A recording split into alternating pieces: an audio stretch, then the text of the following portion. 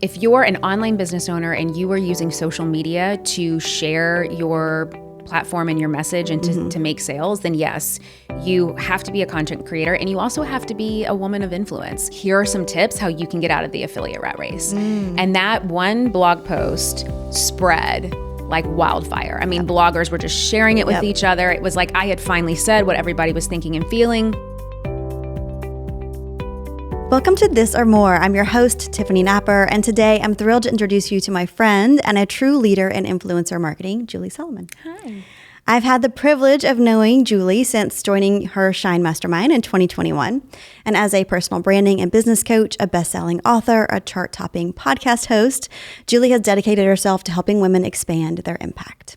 And with hundreds of thousands of followers, she is no stranger to being a well-known influencer. So today, we're going to shine a light on what it took to get there, what it takes to still thrive in this current social media landscape, and where she thinks the world of influence is headed. Welcome to the show. Thanks for having me, friend. How are you? I'm so glad to have you, and for us to just dive in and talk about, I mean, you have a wealth of knowledge in so many different areas that people are, sitting on the edge of their seat wanting to know more about. So I'm excited to get a chance for you to share a little bit of that with our listeners. But I want you to start by kind of taking us back a little bit further, because you and I shared a PR background. That's how you first got on my radar, I think, was I saw this person, and this is when I was living in New Orleans, and I saw you and I was like, she's escaped the PR grind and she's doing some pretty cool things. So take me back a little bit. You were in PR, much like I was, traditional PR. You didn't really leave it. Maybe you started straddling when you started doing some lifestyle blogging at the same time. Is that correct? It is. So again, thank you for having me.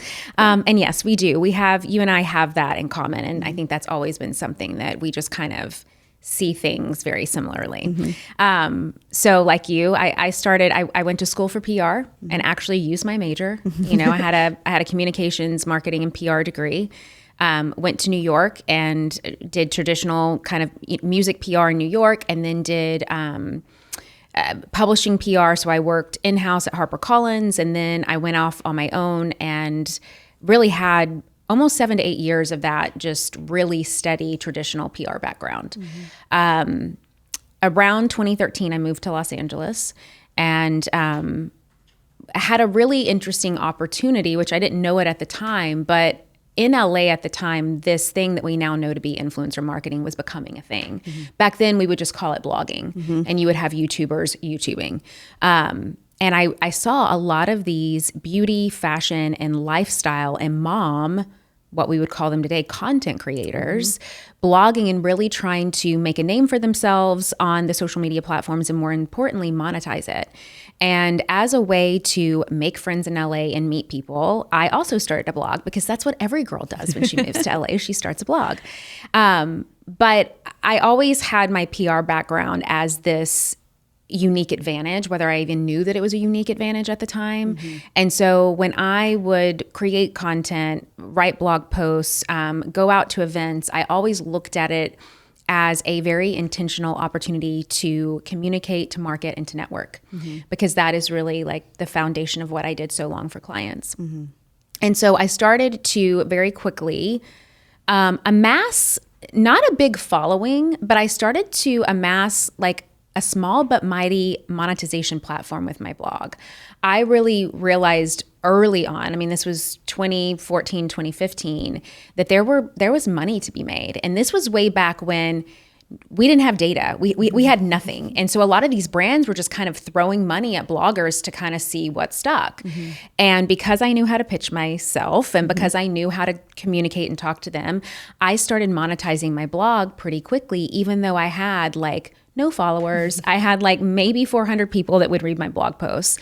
So really quickly in LA, and the circles of women that I started to meet when I would go to these blogger events, I started to have women say to me Julie, I don't mean to be rude, but you have no following and I have 100,000, which in today's age would be $1 million. Yeah. And I'm making no money, and you're making $5,000 here, $2,500 there. How are you doing this? And I was like, well, I know how to pitch myself.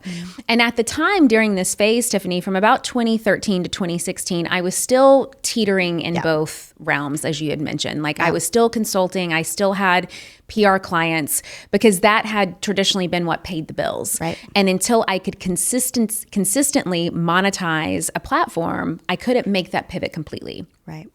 But what was always a strength for me, which was pitching, I had the other end of the spectrum that was not always a strength for me, which was at the time, I was really trying to put myself into this typical LA lifestyle, fashion, mom blogger box, and it just wasn't me. And so I had a really hard time creating content. Like I would try to create fashion content, but I'm not, I mean, I love fashion, but I'm not like a fashion girl, right?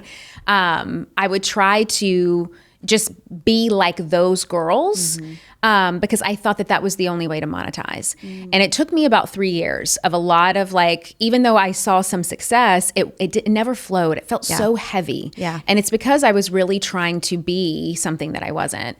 And it was a conversation that I was having with my husband once, and he goes, why don't you just be Julie Publicist and like let that be enough? And I remember being like, you don't know what you're talking about. Like, Of course. how would that make money? You know? But it kind of stuck with me, and I started to kind of think like, oh, that's interesting. Like people do they're not coming to me for what you're like to know it link. Right. You know, they're coming to me to be like, how did you get that brand deal? Yeah. And so it was the summer of 2016 that I decided to write a blog post that had nothing to do with motherhood or fashion or anything. And I talked about how the rat race of affiliate marketing, which was LTK at the time, because every blogger back then was just like working 100 hours a week to make like $5 off of their LTK. And I basically just shined a light on it. And I said, like, this has basically created a whole new monster, and I'm no longer doing this. And instead, I'm going to start really focusing on what I do best, which is marketing. And like, here are some tips how you can get out of the affiliate rat race. And that one blog post spread like wildfire. I mean, bloggers were just sharing it with each other. It was like I had finally said what everybody was thinking and feeling. And that one blog post got more traffic and views than all of my other blog posts combined from like the last 2.5 years. Yep. And I was like, okay, here's my answer. We're onto something. Yeah. We're onto something. So then I started to study, you know, I would find on YouTube and just other kind of online marketing stuff. I stopped really studying the fashion blogger world, and I started studying what then was the online marketing world. And I started to create things like freebies and opt-ins and just ways to build my list. And it was all tips and tricks on how to grow a following and build a platform using my specific angle of PR. And I did that for about 9 months. Okay. And then as I was doing that, so I was creating freebies and building my list small but surely of the right leads instead of like people that were randomly there for fashion stuff. I was also behind the scenes creating a course. And it was the first time in 2016 that I realized that there were these things called courses, and people could monetize their education. And I was like, well, instead of consulting and doing these one-off things, why don't I just create a course to teach people how to pitch? And so that's what I did. And I launched a course called Pitch It Perfect in the fall of 2016. And that ended up changing Everything. my entire life and business. Yeah.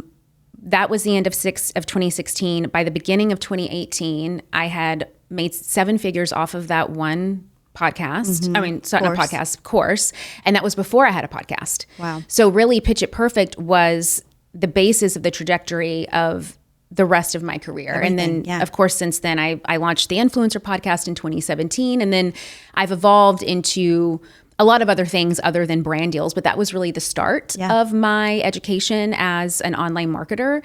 And then that evolved into more messaging and visibility tips for people. So that's the background. Yeah. And I mean, I've watched you kind of come full circle in a way. It feels like this year you're back to talking a lot about brand deals. So we're going to get there in a second, because if you're listening and you want to know some secrets, we're going to dive into that. But I think it's so fascinating that, you know, you you did a lot of trial and error in the beginning. And I feel like nowadays people think that it should just be easy. And the first thing that they put out into the world is like going to be the ticket. Right. But if you listen to your story, if someone's listening, I hope they're paying attention to how many years you were willing to kind of try on different things until you found the thing that clicked and really became your runway, right? Yeah. Do you believe every business owner is also a content creator in this day and age? I believe so. I mean, if you're an online business owner and you are using social media to share your platform and your message and to make sales, then yes, you have to be a content creator, and you also have to be a woman of influence. You don't necessarily have to be an influencer, but you are someone that influence is part of the game. So 1,000,000% I believe that. I love that distinction too. So many people kind of have this love-hate, maybe more hate-hate relationship sometimes with Instagram. And you've been known to say that you don't feel that way, that you really love it and you see it as a gift and an opportunity to become self-made. So how do you stay so positive about Instagram, especially after so many years and we've all watched it change over the years? And then what do you say to people that feel just really frustrated and burnt out by the platform? Yeah. So, this is such a juicy thing, and we're gonna dive deep into this. So, really where the start of, with my PR background and what that really means to me is what my genius is in is really messaging. Because in order to be a good publicist, in order to effectively run a PR campaign, you have to understand the message that you're putting out there, and you have to understand exactly who it's for. So whether that turns out to be brand deals, podcast opportunities, speaking on stages, a book deal, whatever that is, everything begins and ends, in my opinion, with messaging. So that is really the root of what my genius is. It's how I've helped people, whether that's with pitching or what have you. And I think a lot of times in how this relates to Instagram, and I tell people a lot when they come to me and they're just like, I can't grow and I'm so frustrated in the algorithm. I'm like, it's because you think that you have a content problem and you don't. You have a messaging problem. And messaging and content are two completely different things. Messaging is really the foundation of your genius, like who you are, what you offer, who you serve, and why it's important. And then the content is really the vehicle. It's the tool that you use to put it out there. Content is also not just social media. It could be the emails that you write, the sales page that you have, the podcast that you have, the books that you write. And so I think that that's the biggest distinction first for people, is that they need to understand that if they're having a problem with content, it's because they're putting a lot of pressure on themselves to just create content for the sake of creating content and not really having a core focus of like, what is this for? Like, we don't create content just to create content unless you're doing a hobby. Right. Like, we create content to generate sales and to build visibility. And so instead of asking yourself, what am I going to create today? Ask yourself, what am I selling today? What's the offer? What's the message that I need to put out? And so that's the big distinction of a lot of the problems that I've seen throughout the years. And that honestly, Tiffany, like I've gone through it myself, of like the cobbler's son has no shoes, that we can get kind of like we don't see what's right in front of us. And so for the last really 18 months, to kind of go back to what you had said about the brand deals, I have been getting back to basics of like, what is really important here? And I think that no matter what your goal is, whether it's to get brand deals, get partnerships for your podcast, write and publish a book, speak on stages, lead mastermind retreats, be invited into high networking opportunities, any of those things that's going to leverage your visibility or personal brand, it all begins with the messaging piece first. You're not going to be able to pitch yourself. You're not going to be able to really showcase your authority unless you have that messaging locked in. Yeah.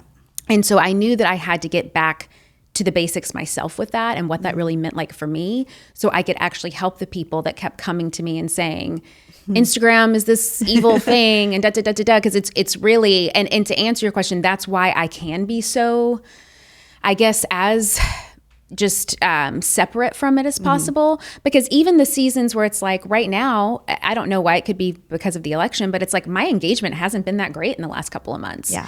But it doesn't matter because the content compounds. I know that every single time I create a piece of content, I speak directly to who my ideal client is, and it is based on that core messaging that I'm getting across to them. I love that. And so if you go at it from that angle, you can't lose, even if the algorithm isn't favoring you, or even if you pop off. Yeah. There's also something that's really different the difference between what I would call like engagement content and then conversion content. So a lot of times we're trying to create content for those likes and those follows, but that isn't necessarily the same kind of content that actually draws in our ideal client to want to work with us. Yeah. So the intentionality of that is also really key. Yeah. I love when people highlight that, because I do think if you haven't heard it before, it's worth really letting it simmer in your mind. The concept between, there's content that you put out there for the purpose of getting as many eyes on it as possible. That's typically going to be a little bit more top of funnel, a little bit more vanilla. And then there's the content that's going to go straight to the punch, right? Of like the core of the thing that your person needs and wants from you. And that's probably not going to be the general population. Right. So it makes sense logically, but sometimes we don't think about it and we put all this pressure on ourselves that every piece of content has to be great. And it's like, no, sometimes the piece of content I put up that gets 30 likes is the one that lands someone in my DMs asking how to hire me. Exactly. So I feel that. Do you feel like it is, you mentioned it, and I'll be transparent as well. I've also felt like this year has been a little harder to get the same amount of eyeballs or the same amount of engagement as maybe I would have gotten in the past. And I started my Instagram journey much later. I really didn't get on Instagram and start using it as a personal branding platform until 2017, when I was sharing my story of like overcoming burnout and recovering from a marriage to a narcissist. And it was a really vulnerable time for me. And I kind of just needed to like get it out there. And that's my following grew from talking about matcha and yoga and things that are very kind of different from what I share now. But anyway, do you feel like it's harder now in 2024 to grow and get engagement on Instagram than maybe it was in 2015, 16, 17? So no and yes, and here's why. I think that it can feel harder if you're looking at it from the lens of expecting it to be easy and fluff and surface. Yeah. So what I tell people is like, gone are the days where you can just kind of throw up a piece of very generic and service-driven content and people like enjoy it. Yeah. So even though I think that it actually should be easier in today's platform, and I think that this is a good thing, it's like it should be easier now more than ever to show up and generate quality content and get your name out there if what you're bringing to the table is extraordinary. And I think that where we've gotten in this industry, and I'm specifically talking about the online education, online creator, and online coaching industry and service provider industry, where we have gotten in this space is that the sophistication of the marketplace has increased, and we should want that, which also means that their level of expectation of what they expect for that exchange of money, that exchange of time, and that exchange of energy has also risen. And so I think that a lot of times people kind of wish that it could be the way that it used to be just because it might have felt easier. But I think that also back then it wasn't as sophisticated as it is now. So I feel like we're actually going into a really beautiful season where it's kind of this post-COVID boom, right? Where, and I'll just be very blunt with what I'm about to say, but during that COVID boom, I think that a lot of people that had no business being coaches came in and said they were coaches and created really not great experiences for people, which then gave the coaching industry a bad name. And then you had a lot of people that came in that were buying programs and buying courses and hiring coaches that honestly had no business doing any of that either. Right. And so the responsibility is on both ends, right? On the coach and on the mentee. What I think that we're seeing now is like this clearing out of all of that. And we don't have to worry about it or do anything about it because it's handling itself. But what I think it's going to leave us and get us to the other side of is this opportunity to really show up and to really stand in our power, to own our genius, to harness that, to really serve the exact person that we're meant to serve, no more, no less. And if we come at it from that way of everything that I put out, whether it's a podcast episode, an offer, a piece of content, is absolutely extraordinary and the absolute best that it could possibly be from me and my message and my mission and my values, then you can't go wrong. So that's how I see it. I love that perspective. And I think, just to echo what you said, I couldn't agree more. I think I said it at the top of this year, and I think we're kind of seeing it play out in real time. I was like, this is going to be a challenging year for business owners. This is going to be a make or break year for a lot of business owners. And I don't know if you've noticed, but a lot of people have gone out of business because if you didn't know what you were doing and if you weren't providing true value, you were not going to stand the test of time. And we're 4 years into this journey of, like you said, people selling things that maybe weren't really what they said they were, or people having less than stellar experiences and getting buyer's remorse and getting, more hesitant to buy again. And so at this stage, it's like the cream of the crop is going to rise, right? Is that the phrase? I don't know how that goes. And it's the same on Instagram, is what you're saying. Like, Absolutely. Quality content, keep showing up, keep showing your core values, keep being true to yourself, and you'll survive, so that makes sense that those would go hand in hand. I guess that's where I was going with that. What do you think? Do you see anything over and over again, like a repeat message being shared about how to grow on Instagram or how to create influence that just kind of like irks you and you're like, people, please stop saying that? I think that, it used to be like how to grow your followers, right? But like we've all heard that now. We know that like a follower number doesn't matter. We know that it's about quality over quantity. And we know that followers does not equal money. It's like that's just been proven over and over and over again. I think recently what has kind of shown itself, I guess, and this kind of goes back to like the high value piece, is this idea of like creating consistent content. Even though I, of course, believe that consistency is important, people kind of get lost in that of like, oh, I just need to show up and like throw something up every single day. Yeah.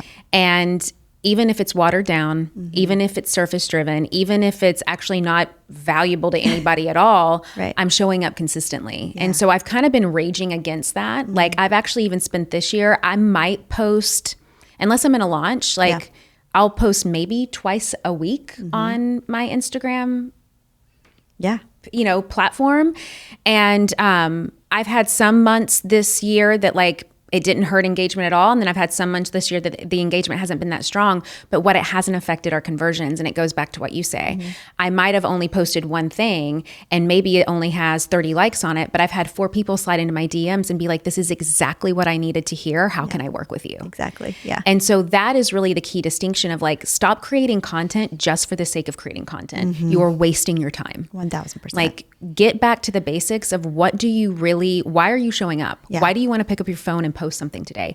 And most importantly, what are you selling? Yeah. I'm so exhausted of seeing so many content creators just bust their bottoms and spending so many hours to make no money. Right. Like, why are you doing that? For like, it's not for your health. I know. Like, we are in the marketing business. We are in sales, whether you believe it or not, or whether you want to see it or not. Yeah. So it's like, do yourself a favor and start actually making money off of all of those hours that you are spending creating content. And you do that not with consistency, but you do that with creating very intentional, thought-driven, thought-provoking, valuable content that leads to something that you sell. Yeah. Yeah. Obviously I preach quite a bit because of my program. I preach like, you can make money without a social media following at all. I did it for years. Years. I never had a social media following and I made a lot of money. But so it's like if you don't understand the messaging, which is what you're saying, right? Like who are you there to help? What's the end goal here? Where are we trying to lead them to? And then my thing is like, and then if you don't know how to confidently have that sales conversation with them, if you're too timid, if you're too scared, if you're just not secure enough about how to host and handle a sales conversation with someone, then what are we doing? We're just throwing up a bunch of content, like you said, and it's like, and then they're frustrated that they're not making any money. So it's this like delicate you're not selling balance. anything. Right. Or when you get them in the DMs, you're like, you freak out and you get weird and you're scared and you send them like novels and then you wonder why they ghost you. And I'm like, that was a lot. Like, that was a lot. Woo. Let's bring it back. So yeah, I love all of that. I think there's a lot of lessons to be had about just, I think at the end of the day, it's like quality. Like, let's get to the quality. And confidence and just really owning, it all stems from that. Because the reason why someone's going to do that is because they're not confident in what it is that they're bringing to the table. Yeah. And so that really goes back to like having to tap into your inner genius. Like what is your thing that you know that you are really flipping good at and you don't need any external validation to tell you otherwise. Right. And that's the thing that like we all have it, no matter who you are. You know, I can say like, I'm not great at a lot of things, but I know when it comes to messaging and helping people effectively articulate their message, like I can do that in my sleep. Yeah, I'm that's your really good superpower. at that. Yeah, I'm really, really good at that. Yeah. And so just owning that is energetically what allows so much of the clutter to clear. Yeah, I couldn't agree more. Okay, let's talk about brand deals. Let's do it. Okay, so you talk a lot about, how to echo what you just said, like you don't post all the time, and yet you're, bringing in 5-figure deals and 6-figure months on brand deals. And I want to talk about, first, I want to kind of just give clarification for anyone listening. What are the current platforms that you're able to monetize besides Instagram? Right. So first I want to say that like when people hear brand deals, and if they don't know what that is, basically it's a partnership between you and a brand, right? And you are promoting said product or service. Right. A lot of times people immediately think, oh, well, I'm not an influencer, Right. so that doesn't apply to me. And it's like, well, I'm not an influencer either. And I generate lots of money every single year in brand partnerships. So that's the first thing to kind of clear. Like if you are an entrepreneur online that uses products and services that you love, then you have the opportunity to land intentional paid brand partnerships. Yep. Like it's not just beauty bloggers or fashion bloggers. Right. Where brands tend to see the best conversions and where they want to monetize the most is, of course, Instagram. Also TikTok, which tends to be more of that content creator. That's not necessarily my ideal avatar. I don't work a lot with like your younger kind of Gen Z content creators on TikTok, but that is a big platform there. And then other opportunities are podcasts. That's a great way to land brand partnerships. And then anyone that has a strong, and it doesn't have to be a big community, small but mighty community. If you've got a community and a network of people, email list, mastermind, networking group, you name it, and you are bringing people together, events, another great way to collaborate with the brands that you love. Yeah. And so that's where I really see brands putting their dollars behind. Yeah. They don't care just to blanket around to a bunch of influencers anymore. They want to hear from online educators, thought leaders, people in every industry that you could possibly think of that have a strong community and that have strong engagement and want to share that brand's product, service, and mission to their people. Yeah. I always say, like, think about who you have a similar audience with, any brand, any product, anything that you have a similar audience with. They're probably going to want to get in front of your audience just as much as you would want to get in front of their audience, and therefore it makes sense to approach them about a brand deal. Exactly. I love all that. So how can our listeners increase the value of their content in a brand's eyes? Because you're really great at kind of like explaining that. Yeah. So it's like, take me, for example. Like I do not have millions of followers and I don't have the best engagement in the world. But it doesn't mean that people don't convert. And so I always tell people, and I've been saying this since like I created Pitch It Perfect, don't focus on what you don't have, focus on what you do have.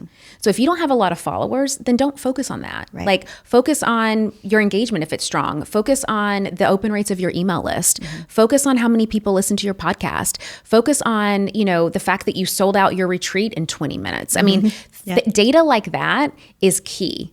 And so that's what I tend to do. I tend to focus on what really moves the needle. So I'll give you an example with the kind of brand that I would work with would be somebody like a Kajabi or a Circle or a Teachable or something of that nature. And I know for them, me just posting some reels on my Instagram is not what's going to move the needle for them. What's going to move the needle for them is me coming to them and saying, hey, do you want to do an exclusive partnership on my podcast, which means every single episode, which I post at least 52 episodes a year.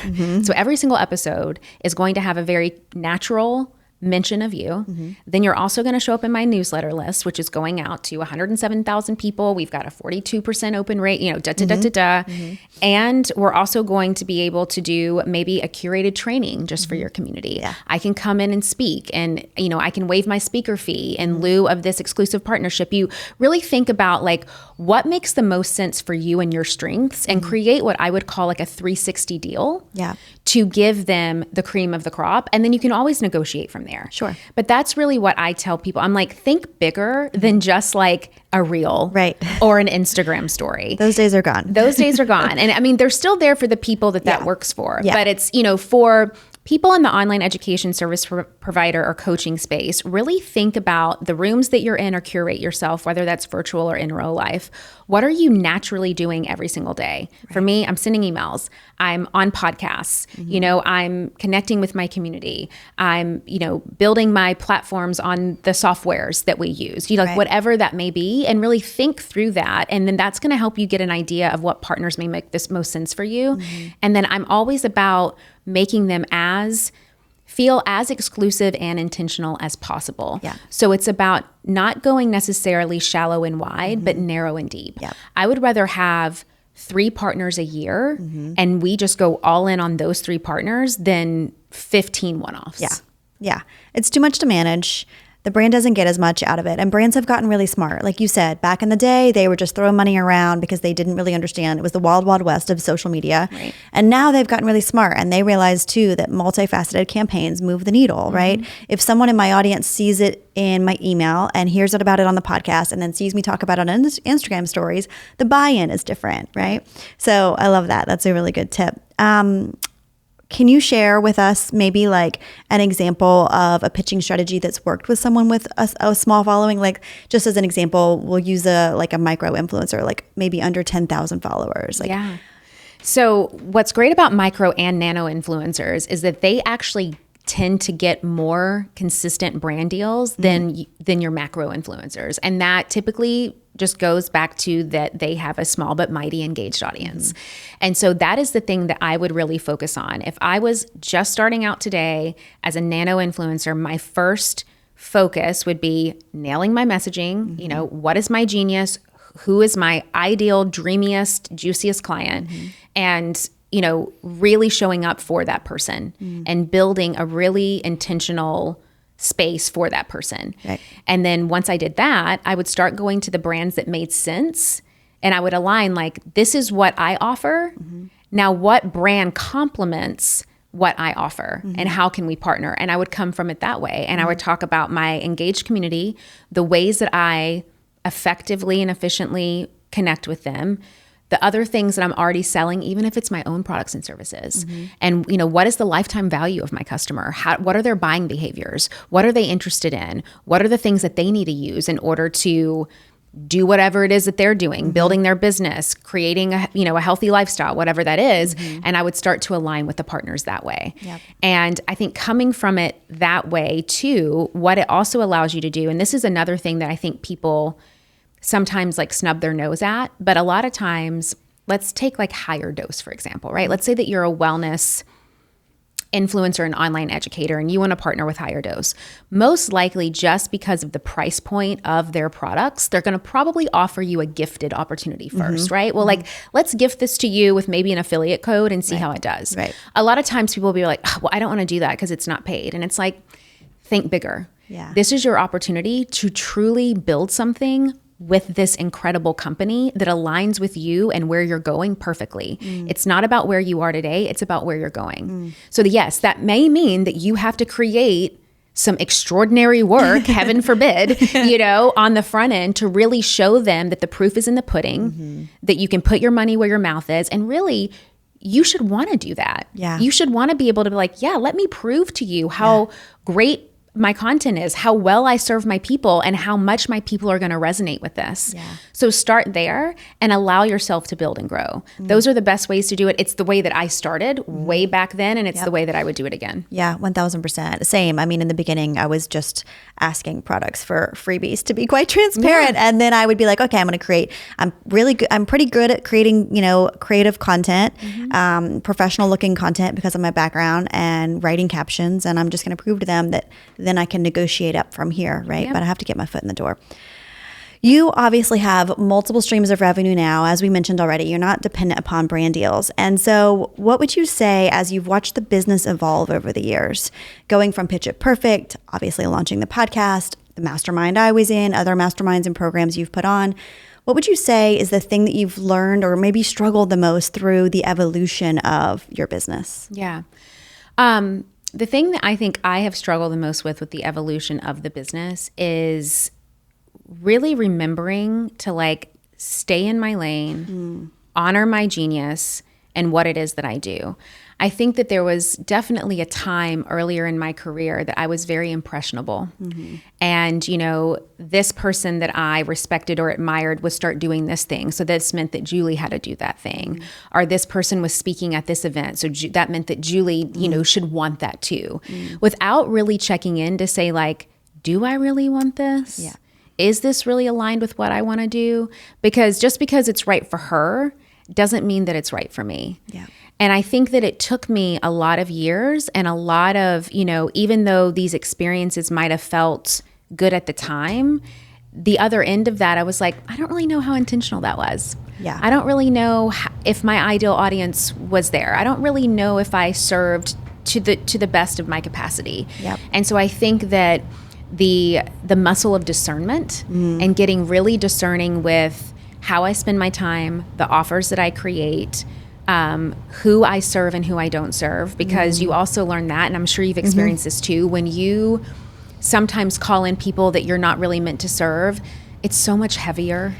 And they're never happy, and they're never satisfied. And you could give them your most premium offer for $15, and they still aren't going to be satisfied. And it doesn't mean that they're bad people or that you're a bad person. It's just the alignment wasn't there from the beginning. Yeah. And so I think that a lot of people go through that and experience it. I know that I have. But, where I've gotten now with just the discernment and not allowing myself to be so impressionable, I've really been able to just, again, own what my strengths are. Like, I have 3 signature programs. I stay in my lane of messaging and visibility. And yes, that can lend to other things like brand deals and things like that. But I really just try to root into what I do best and not to get so, I don't want to say like distracted by the shiny things, but it's more about getting distracted about these things that I think if I don't do it, I'm going to miss out on something, when really I'm not missing out on anything. Right. It's like obviously it's like FOMO, right? We all experience it. And I think it's more prevalent now because of social media, because we're seeing what everyone is up to. Right. Where in the past that would have been a little bit more private and hidden. Is there any other like negativity that you feel like you've had to, and I'll share mine before I have you answer, but like that you feel like you've had to overcome on your journey of being so visible and so online? So personally, when I was figuring things out and I started on social media sharing my story of overcoming burnout and getting out of a toxic relationship, I pretty quickly found out, and I was getting these deals with wellness companies, and that felt great. But all of a sudden I felt myself comparing my body to all of these other yogis on the internet. And I was already in my late 30s at this point. So I'm comparing myself to like a 23-year-old most likely. And it really didn't feel healthy for me. And that's when I started to make the pivot. And then even more recently, I've noticed feeling like that little bit of irrelevance around like, if I don't show up as much, am I still relevant, right? And I had to work through that in therapy, full disclosure, right? So is there anything for you that you would share that because of being so visible, you've had to do some deeper inner work? Yeah. And I mean, the relevancy key that you just mentioned, I think is so real. Like, I was just talking to a dear friend of mine who's a very, very well-known person in this industry. And she was sharing with me, like, I don't want to work this hard anymore. And I'm like, you shouldn't have to. And she's like, but will I still be relevant? You know? And so it's like, it's a very natural thing that I think so many of us go through. I think for me, a big pivot was in the beginning, I felt like I needed to constantly be on and I needed to have all the answers. And from that, it not that it made me overshare, but it made me share things. And I'll give you an example, like my family, that looking back on it now, you know, I don't share my family a lot online. And it's okay if someone does. Yeah. But for me, you know, there's certain things in my life that are very, very sacred to me, and they're just not up for public consumption. And my family and my children are one of those things. Not to say that you don't see my children sometimes. And I, you know, if it makes sense, I'll add them in there. But I did not want to have or build a public platform that was contingent upon showing every facet of my life. And I think in the beginning, I felt like I had to do more of that in order to be relevant, in order to be quote unquote relatable, which then just sets you up for so much judgment and criticism. And so now that I've gotten wiser, I think, into the other end of that, what I've learned is, like, especially in the online education and coaching space, you don't necessarily have to relate to someone to trust them and buy from them. Like, you obviously want to like them, you want to trust them, but more importantly, you want to know that they're going to get you the result that they're promising. Right. Not necessarily that you relate to every aspect of their life. And when I started noticing in my own buying behavior that of like, oh, wow, like I actually don't know where this woman lives or if she's like married or not, or if she has kids, but like she's speaking to me because she's going to help me solve this specific problem. Right. I started realizing like that's really the key. And we hear that a lot about you've got to be relatable, but I think people take that as like, I've got to overshare and like share every aspect of my life. And it's like, no, I think that you just have to be relatable in the sense that you are going to get the solutions that you're promising people. Yeah. And you always try to have a results first mindset. And that it's not our job to have to be everything to everyone. You know, that was kind of the other thing that I had to learn is, you know, there's going to be certain strengths in my world. For example, I'm going to be way more strong when it comes on the strategy side and being results focused. I'm not going to be so much stronger necessarily on like the community building side. Doesn't mean that community is not important to me and sisterhood's not important to me.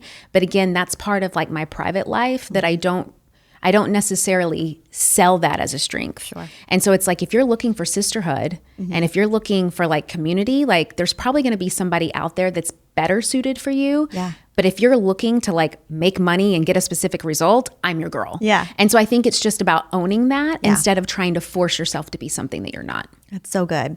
I was going to say, as we start to wrap up, you know, authenticity is a word that I think about when I think about you quite a bit. And I know when I was in your mastermind, we went through some exercises where we did some digging to really like understand what are our values and how does that shape our messaging. And so I do think that you are the perfect mix of transparent on the internet when it comes to the things that matter, as you mentioned. Like you don't need to know every single thing about someone's personal life to, you know, be invested in them and like them even, right? And feel like you've got that like no trust factor. When you think ahead of the next, I don't know, 5 years or so, do you have a vision of where you're headed with the business? Yeah. What's next? I mean, for us and for me, it's really about less is more. You know, I think that the more that I get older, I just turned 40 this year. And it's like the more that you get older, the more that you get wiser and the more that you really root into like what you're going to best support someone with versus not. It allows those things like the FOMO, the relevancy, all of those very natural, normal human things that we all experience. It softens that blow a little bit. Yeah. And when I really look at the next 5 years, like I've already said this, like I don't want to be 50 years old, like pedal to the metal, going crazy, you know? I want to really start to set up this next decade to feel in service, to create extraordinary results for people, to only call in my ideal clients only, the ones that I know that I can really help and serve, and to not have to be everything and do it all. And I think that the more that I just honor that, it's again about going like narrow and deep. I see it more as like, I want to build an oak tree, not just like a field of wildflowers, even though those are really pretty. I really want to just build that oak tree. So I can really root into like, what is that legacy that I am leaving behind? And I see it a lot with some of my friends who they're very, very successful and they've been in this industry for a long time and they've done a lot for a lot of people, but they're exhausted. And it's not always as amazing and perfect as people may think it is on the outside. So it's really about knowing what your values are and leading with that. So good. So good. Thank you so much for all the nuggets. Will you tell everybody where they can find you online? Yes. So I do spend most of my time on Instagram for social media. So you can find me at Joel Solomon. I also have a podcast, since you're podcast listeners and viewers, the Influencer Podcast. You can find that on all podcast platforms. I have a book called Get What You Want, How to Go From Unseen to Unstoppable that launched in 2022, which is a great resource to kind of tap into my world. And then if you are someone that wants to root more into your messaging and visibility, we did create a special link for your listeners. Sweet. So it's juliesolomon.net/more. Okay. So if you go there, you can get access to my Visibility Accelerator training, and you actually get, it's normally $49, but because you're coming from Tiffany's World, we're going to gift it to you for $22. You get it for half off. Amazing. So feel free to go and check out that if you're wanting to get some really good messaging strategy support. So good. Thank you. We'll put that in the show notes too. So thank you. Thank you. Yes. Always good to catch up. Yes. Love seeing you. Thank you. You're welcome.